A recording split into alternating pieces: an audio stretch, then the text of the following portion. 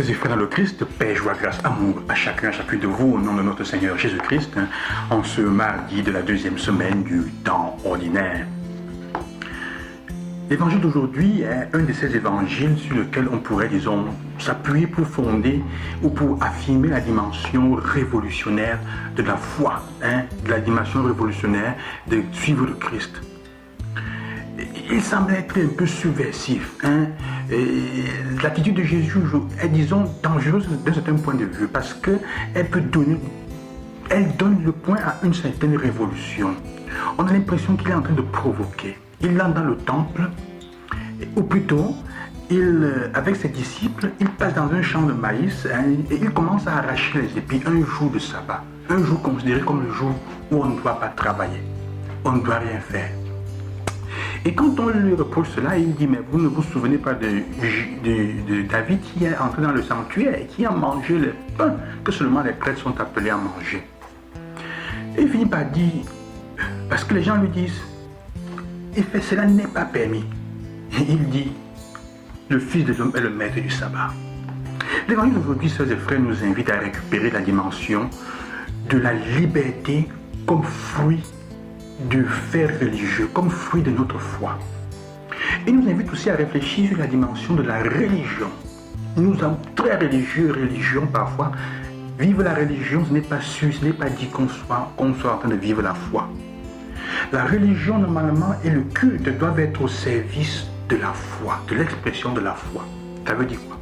Religion vient du terme religere, qui veut dire lier, mettre ensemble, mettre fin à un lien, créer une relation. Donc tout ce que nous faisons quand nous parlons de religion, tout ce qu'on a comme pratique de culte, comme pratique religieuse, comme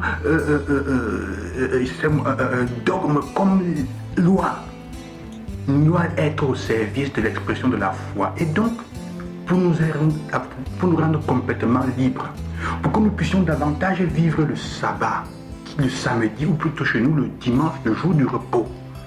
Quand Dieu au début de la Genèse crée le samedi, le jour du repos, c'est l'unique jour auquel il donne la même bénédiction que l'homme, qu'à l'être humain. Comme vous dit, le jour du repos, le sabbat est le garant de la liberté.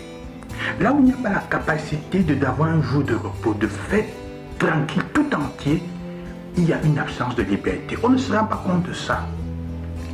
Alors Jésus fait comprendre donc que c'est important de vivre ce jour-là. C'est important de faire attention à comment nous vivons la religion. Je disais, religion, parfois, ça nous embrigade, ça nous enferme. On s'enferme dans des manières de faire, dans les lois et dans les répétitives et dans les dogmes qu'on a, au détriment de la vraie foi. Jésus dit, faites très attention. Faites attention. Et c'est ce qu'il veut inculquer aux pharisiens. Il veut leur faire comprendre que la puissance de la loi, du sabbat, des pratiques d'Israël sont dans la capacité pédagogique d'éduquer à la liberté et non pas de se substituer à la liberté des gens. Faisons attention. Il y a beaucoup de choses que nous faisons. Je pose un exemple que j'aime souvent prendre parce que c'est important pour nous. J'ai toujours pris cet exemple pour faire comprendre où on arrive avec ces pratiques-là. On perd de vue l'orientation, on perd de vue l'important, la liberté, le bien-être, nous aider à entrer en relation avec Dieu, à exprimer l'amour des uns pour les autres et la miséricorde surtout de Dieu. Une femme, une jeune fille qui n'est pas mariée et qui est enceinte, a-t-elle le droit de prendre la communion ou pas? Si vous me dites qu'elle n'a pas le droit de prendre la communion, parce qu'elle est enceinte, ça veut dire qu'implicitement vous supposez que l'enfant qu'elle porte est un péché. L'acte à l'initié, au début, peut être un péché. Si elle se répand, même si elle tient l'enfant. Ça veut donc dire que vous êtes en train d'approcher le fait qu'elle ne devrait pas nier l'enfant. Donc le fait qu'après on donne le pardon aux personnes qui ont commis, ont péché et qui ont avorté, ils sont venus se confesser, on ne sait pas, mais communier après, ça veut dire qu'implicitement on dit qu'ils sont meilleurs que cette femme qui a gardé l'enfant. Et on va la priver de la communion et même la pointer du doigt. Nous ne vous rendons pas compte que la structure, on met la loi devant le bien de la personne. C'est un péché grave. Jésus viendrait dire le sabbat, le Fils de l'homme est le maître du sabbat. Il s'agit d'être miséricordieux à ce moment-là. La miséricorde de Dieu n'empêche pas la justice.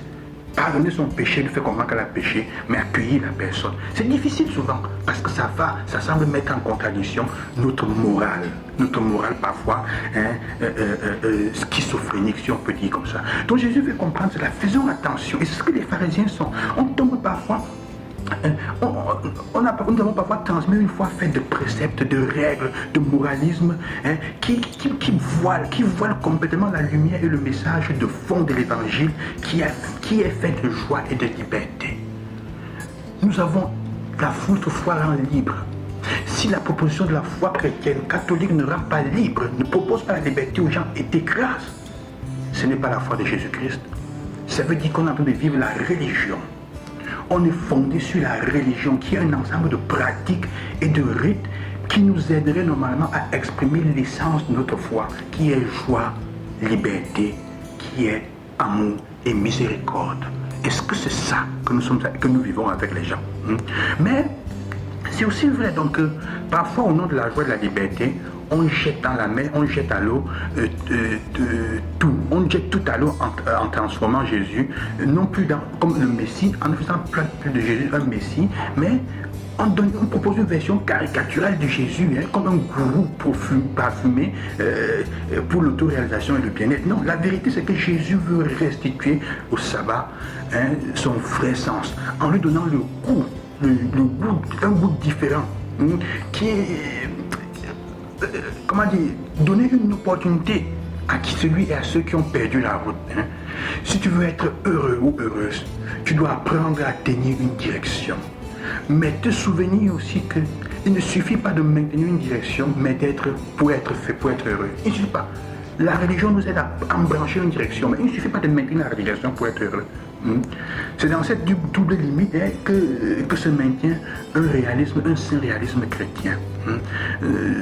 Il n'y a que de cette manière-là que la révolution de l'évangile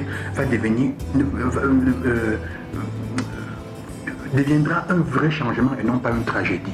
C'est une façon pour que la révolution de l'évangile devienne un changement et non pas une tragédie, sœurs et frères. Parce que souvent notre foi, la manière de notre foi porte à des tragédies. On affine des choses avec notre bouche, on est à l'église, on fait la génuflexion, on est à peine sorti, on est incapable de tolérer, d'aimer, d'accueillir, de donner le pardon.